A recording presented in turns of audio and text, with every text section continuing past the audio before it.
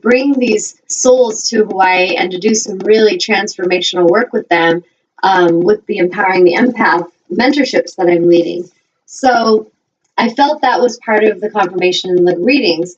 The last one, Expect a Miracle, I was just kind of like, awesome, I'm open to miracles anytime.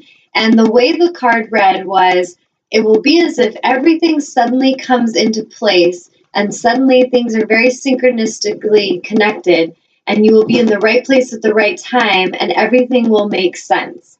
And so I read that to my soul sisters on the plane, and I was like, okay, something's going to happen, and we don't need to worry about it. Let's just flow. But when it happens, we're going to know it because it's all going to make sense. And so we were on the islands and we were having a good time flowing and, doing the tourist thing, going and seeing the volcano and going on the road to Hana and all these things that we were doing. And I want to say it was like the fourth day we were there. One of the girls had to use the restroom, and so we had to stop at the store. And so we did this stopover. One of the girls that came on the trip, she kind of joined us at the last second, and she wasn't really planning on coming to it. She just last second, after meeting me and connecting and doing a clearing with me, she was like, I really want to go. And she had told her husband she wanted to go, and she wished she could. And he was like, well, why don't you go? And she was kind of blown away that he was so open to it. So this woman joined us at the last minute, and when she did, she rescheduled. She realized that her husband had looked at some information on the hostel and that things had not been too great towards the last few weeks before we were getting there. I guess they had a big storm and the roof was ripped off and there was flooding. And it was interesting because he was like, you are not staying at that hostel. Like, I don't care if you have to pay more money. You girls are going to stay at a condo or somewhere nice. So basically, she came in and she rented a car and she put a deposit down on a condo after asking me. And I was like, you know what, put the deposit, and if you can get a refund and we don't want to stay at the hostel, we can always go there. And if we don't want to go there, we could always just stay where we are. So it all kind of started to come into place. And then we ended up deciding, after I talked to the girl who had wanted to go to the hostel, we talked about just forgetting about that and just going with the higher plan and staying in the condo, because all of us could pitch in a little bit more and we could stay in a nicer place. So we did that. So as we get there, all these things are working out. And the reason I want to say this in the detailed way I am is that a lot of times in our life, we're not looking at the bigger picture. We're not seeing how all these little seemingly random events are kind of coming into place. And a lot of times these random things, like someone jumps in at the last minute, they're renting a car. Okay, if we're open and we're receptive to whatever is coming, and we allow it and we receive it with gracefulness and with gratitude, it often is a blessing that's bringing us things that we may not even understand yet. And so as this woman came in, my angels told me when I checked in, like, is it cool if she comes? Because I don't want to upset the other girls since we've already planned this, but I'm going to just deliver this message to them with love. And the angel said, this is going to be helpful. She's going to actually come in and help with some things and just pay attention. So there was a lot of things that happened with her coming in. We had a rental car. Now, if we wouldn't have had the rental car, could I have still had this magical thing happen? Sure. But it might have been a little more tricky because of how it all had to play out.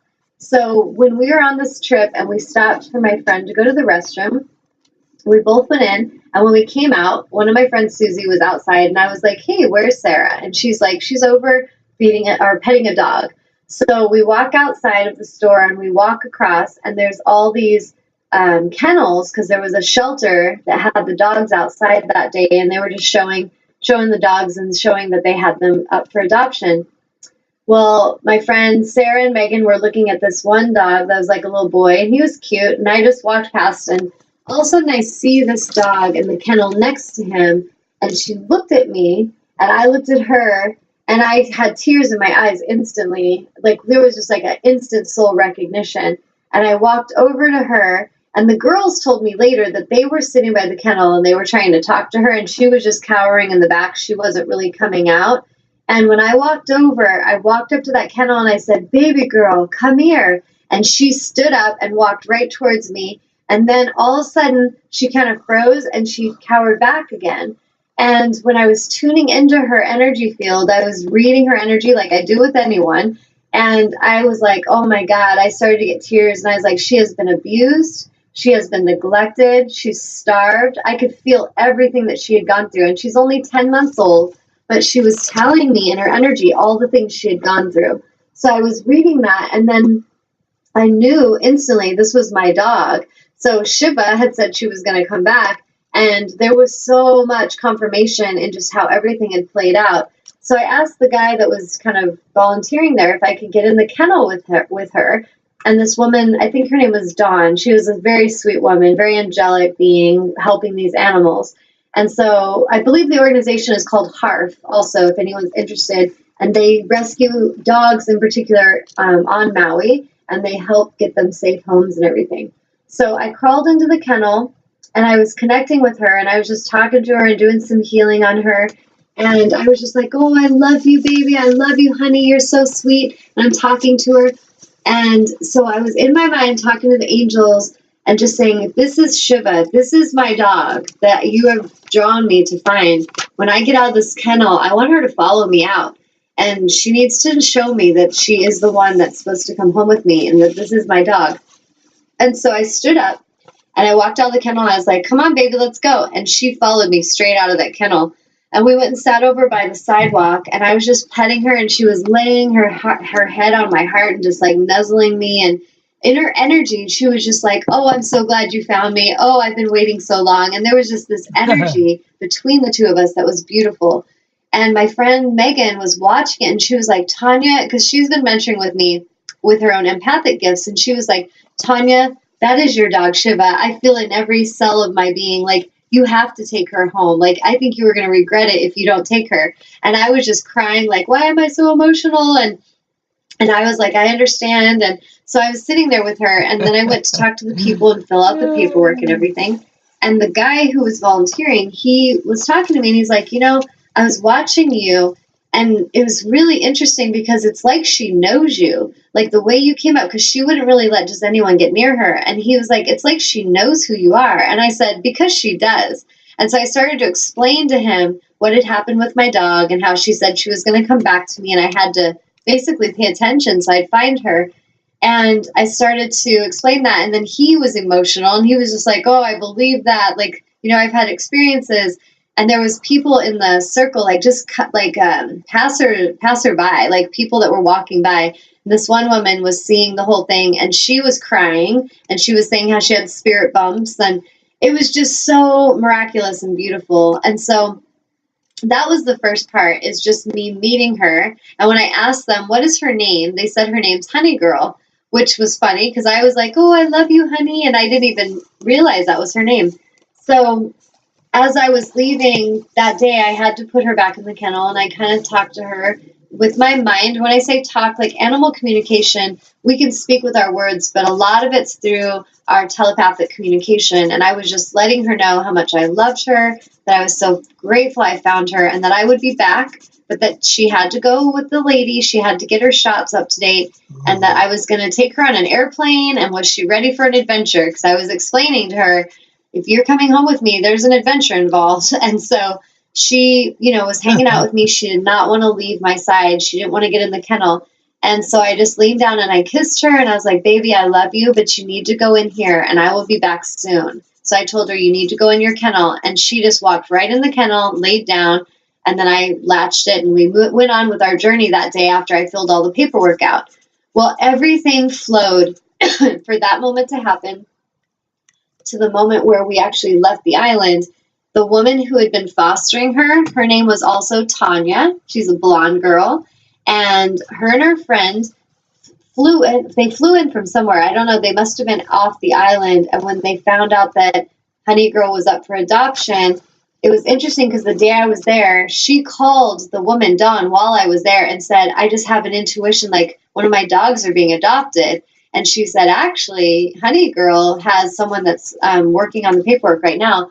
So these two women were very protective over who was going to be able to take this dog, because she's an amazing soul, and they recognized that. The woman, I think her name was Maya. I spoke with her, and she was just like, this dog's soul is so wise and so intelligent. And she was explaining stuff to me that she felt with her. And then when I was talking to them, when I met them, I was explaining how I felt the abuse had happened and the neglect and different things that I sensed. And they were like, yeah, that all happened. And so we started to talk, and she was asking me questions about angelic work clearing, like the healing work that I do, and like, how do I know all that stuff? So we had this fascinating talk for like an hour on the phone after we met in person. And then when I flew home, her and I talked more. But what I felt was so fascinating with Honey Girl is how I met her and how a soul could leave the body. What I think of is the death process is just really shape-shifting. So when we're not afraid of leaving this form, when I look at the human form or the animal form, the form is like a spacesuit for the soul. So the soul is this vast, large energy, infinite potential. It's like the ocean, where the personality, the ego personality that we are, is like a drop of water from the ocean.